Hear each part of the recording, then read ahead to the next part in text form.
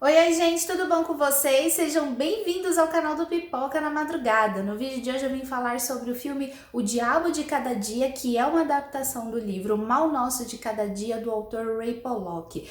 É uma adaptação angustiante, inquietante no bom sentido da palavra, que vai destrinchar sobre a fé, violência e a redenção, que caminham paralelamente, mas que vão se conectar de alguma forma. É uma história que se ramifica em várias subtramas em que a gente acompanha a jornada dos personagens que num dado momento vão se cruzar. Então a gente se questiona, será que é por coincidência, destino? Então à medida que a gente mergulha nessa trama cujo cenário é bem rústico e aparentemente calmo, a gente vê os justos e os corruptos travando uma batalha ali. E novamente a gente se questiona, qual é o significado de ser justo nessa história?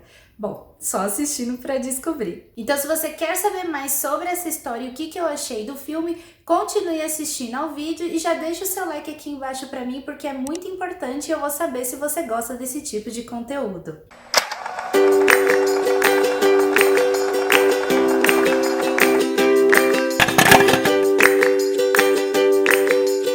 Com direção de Antônio Campos, o filme ele apresenta uma narrativa não linear em que a gente vai acompanhar a jornada desses vários personagens, com destaque para alguns em que num dado momento os caminhos deles vão se cruzar. Algumas tramas ocorrem paralelamente na mesma época, enquanto outras ocorrem num espaço de tempo à frente, mas não muito. A ideia da crítica é não dar spoilers, então relaxa que eu não vou ficar dando spoilers a respeito do filme, mas eu preciso pontuar algumas informações, descrições e comentários a respeito dos personagens para uma melhor compreensão.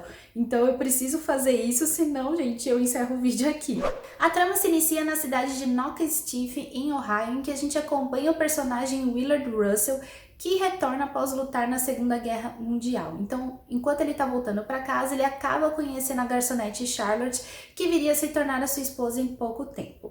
Nesse tempo, a gente tem um salto temporal não muito grande, e a gente já vê o Willard e a Charlotte casados e com um pequeno filho, Arvin. E aí a gente acompanha o dia a dia dessa pequena família. Até que um dia a Charlotte inicia uma luta contra uma doença fatal, deixando Willard se sucumbir a uma fé regada de sacrifícios, fazendo com que Willard se torne desorientado, fique cego pela fé em salvar a esposa e se torne agressivo, tomando certas atitudes agressivas com o filho e deixando traumas e marcas na vida do Arvin. Então, de garoto tímido, o Arvin se torna um adolescente um pouco frio, marcado pelos traumas do passado, mas que agora ele sabe agir na hora certa. Ele, ainda pequeno, vai morar com a sua avó Emma, o tio Wurskel e a irmã adotiva Lenora, que faz com que a gente conheça a segunda trama deste filme. Nessa segunda trama, a gente conhece a Ellen, que é vizinha da Emma e que seria sua promessa para casar com Willard caso ele voltasse vivo da guerra. Só que a vida faz com que a Ellen conheça o Roy e o Theodore, que são irmãos conhecidos por pregar fortemente a palavra de Deus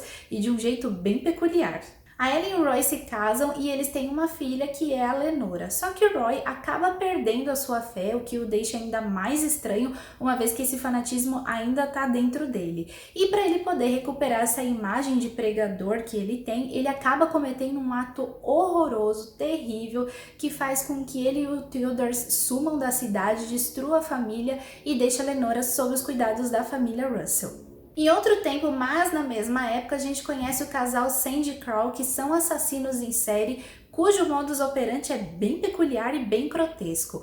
Eles são caroneiros e os passageiros são suas vítimas. Além disso, o Carl ele prostitui a Sandy e fotografa suas vítimas mortas ao lado da sua esposa seminua. E sim, gente, a história do Carl e da Sandy é bem estranha, bem peculiar, bem grotesca. É uma das histórias que mais me incomodou tanto no filme quanto no livro. A Sandy é a irmã do Lee Bodecker, que é o xerife corrupto que no momento está se candidatando às eleições da cidade. E agora, mais do que nunca, ele precisa conter os atos da irmã e do cunhado para não manchar a sua imagem e reputação de homem da lei. Então, assim que o filme introduz as tramas principais, o público acompanha todo o desenrolar, que ganha um ritmo lento, mas não cansativo, uma vez que as cenas são instigantes. Cria-se uma atmosfera sombria e uma expectativa um pouco macabra sobre quais serão as próximas ações dos personagens. Tal linha que vai conectando os personagens ajuda a gente a entender como a fé, a violência e a redenção caminham juntas. Então, na história, a gente tem um marido e um pai que se sucumbe à fé e ao sacrifício para salvar a esposa, mesmo que isso deixe feridas no filho. A gente tem um casal que enxerga Deus em suas vítimas por prazer e sobrevivência. A gente tem uma menina que foi abandonada pelos pais e sofre bullying na escola, mas ela perdoa aqueles que a ferem. E a gente também tem um menino que questiona a fé e a esquece justamente por ter deixado feridas abertas. À medida que a gente entende o significado de fé dentro do filme junto com as ações dos personagens, a gente compreende melhor como o caminho deles se cruzam. E aí a gente se questiona, será que foi coincidência? Destino, justiça tardia ou o famoso karma? Então, quando vocês assistirem ao filme, vocês vão entender melhor o que eu tô querendo dizer, porque eu não quero dar spoilers para estragar o filme para vocês. Mas quem lê o livro vai entender o que eu tô querendo dizer. O Diabo de Cada Dia ganha um cenário rústico em que as casas são afastadas, a população ali da cidade é pequena, a vizinhança aparentemente se conhece e as ações, sejam boas ou ruins, não ficam encobertas ali por muito tempo. Por mais que o filme apresente vários personagens, pode ser que alguns se sintam incomodados com isso, eu particularmente achei ok, o enredo ele consegue posicionar muito bem os personagens, principalmente o protagonista e os principais coadjuvantes. O Tom Holland está sensacional no filme, foi muito bom ver o ator fora da zona de conforto dele, num papel mais rústico, brutal e angustiante. Então o Tom ele interpreta um Arvin carregado de feridas abertas de um passado triste e conturbado, cujas lembranças do pai se dividem entre aprendizados e amarguras. Antes o Arvin era aquele garoto tímido, sem atitude, mas agora ele sabe agir na hora certa, ele desperta um lado mais sombrio, obscuro, mas também tem o seu lado amoroso, especialmente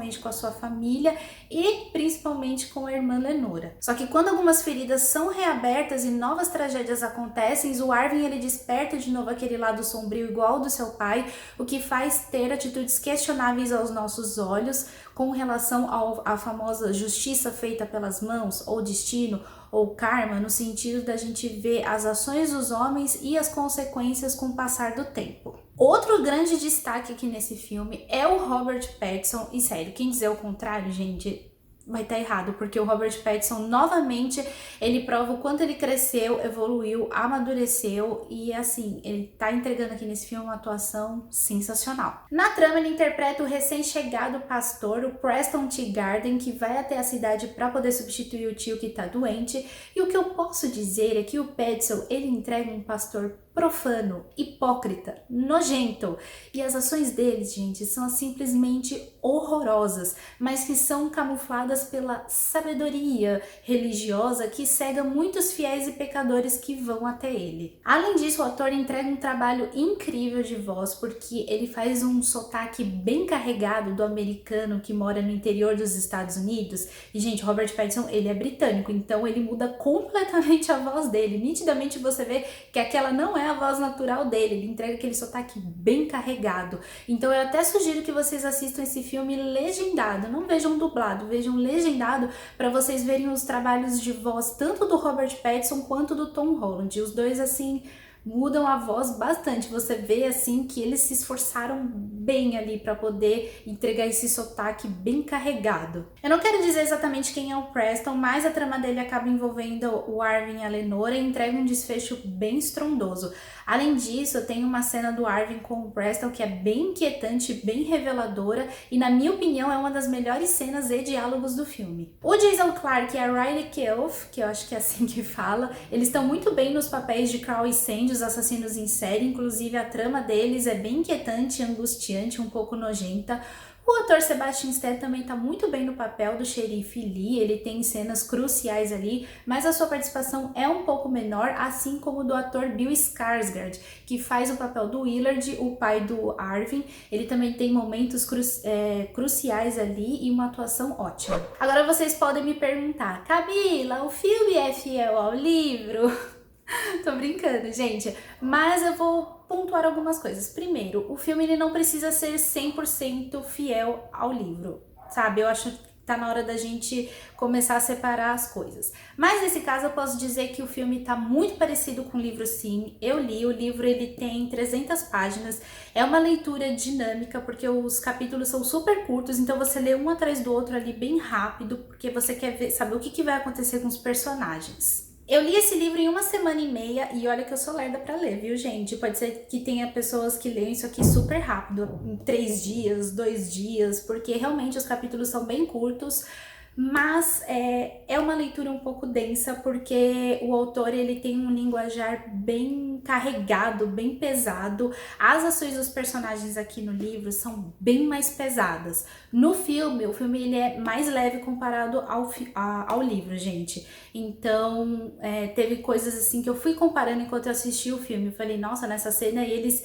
reduziram algumas coisas, sendo que no livro tá bem mais pesado, assim, bem mais grotesco, mas isso não prejudica em nada no filme, tá bom, gente? Outra coisa que pra mim é fundamental, o filme, ele é independente, ele é uma adaptação, mas ele funciona sozinho, ou seja, se você não lê o livro, não tem problema, porque no filme você vai entender perfeitamente o que está acontecendo. Claro que no livro ele vai te dar algumas coisas a mais, informações a mais, cenas grotescas a mais, mas assim, gente, eu tava lendo o livro, aí tinha coisa que eu falei, gente, eu li assim uma página e tava exatamente igual ao que tava no filme.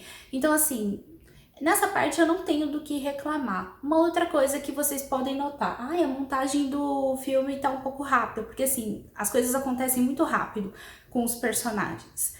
A ideia aqui do autor, eu acho que o diretor não quis mudar isso, ele quis seguir o autor, porque o autor faz a mesma coisa, ele vai fechando os arcos dos personagens de forma rápida, para que a gente vá acompanhando o protagonista, que ele que vai conectando todas as tramas do livro. E no filme é a mesma coisa, eu senti isso. Mas, na minha opinião, eu não me senti incomodada com isso, pelo fato das coisas acontecerem de forma rápida. Eu acho que fluiu super bem, tanto no livro quanto no filme. Mas aí vai de cada um, tá, gente? Eu achei super de boa, pode ser que você ache super rápido e tranquilo.